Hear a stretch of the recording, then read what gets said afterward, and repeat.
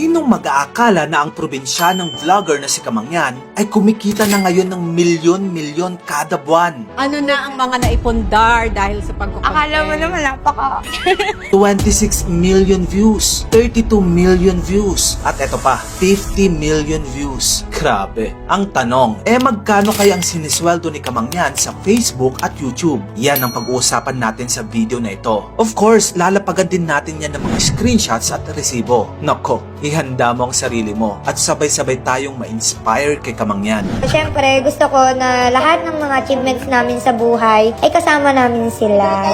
Nagsimulang maging vlogger si Kamangyan nung pandemic. Ang tubong Oriental Mindoro na dalagang ito ay nagpamalas sa kanyang mga video ng buhay probinsya with her wit and undeniable charm. Sa kabila nito, lumaki sa hirap si Kamangyan. Magsasaka ang kanyang ama at nabaon pa sa utang ang kanyang pamilya. Kaya naman nangarap siyang maiahon ang kanyang pamilya sa kahirapan. Nung bata pa kami, ang ulam lang namin ay yung tubig, asin. Yun po. Pero masarap nung bata pa kami. Sa ngayon, si Kamangyan ang isa sa most watched content creator dito sa Pilipinas. Meron na siyang 7.1 million followers sa Facebook. Meron na din siyang 6.8 million followers sa TikTok at 645,000 followers sa YouTube. Sa milyong-milyong followers ni Kamangyan, mapapatanong ka na lang, magkano kaya ang kinikita niya? Kaya naman binisita ko ang kanyang Facebook page at sinilip ko ang views ng kanyang mga uploaded videos.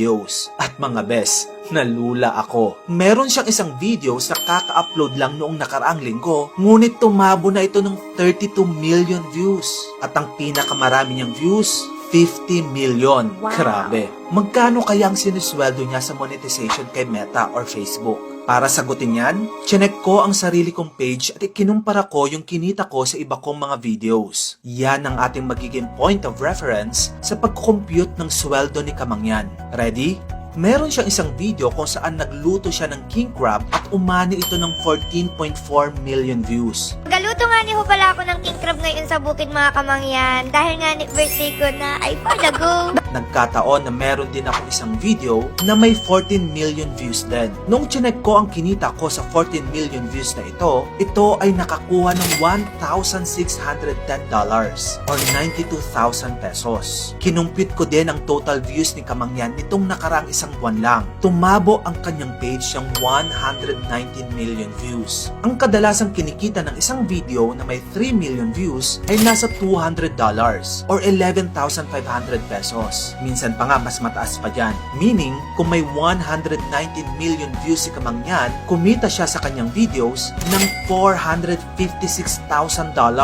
Or kung i-convert natin yan sa peso, kumita siya ng 26 million pesos nitong nakaraang isang buwan lang. Grabe, no? Take note, hindi pa kasali dito yung kita niya sa Reels, TikTok, YouTube, and most importantly, brand collaborations na talaga namang malaki din ang kitaan. Kaya naman hindi na ako masosorpresa kung umaabot sa 40 million pesos ang kita ni Kamangyan kada buwan.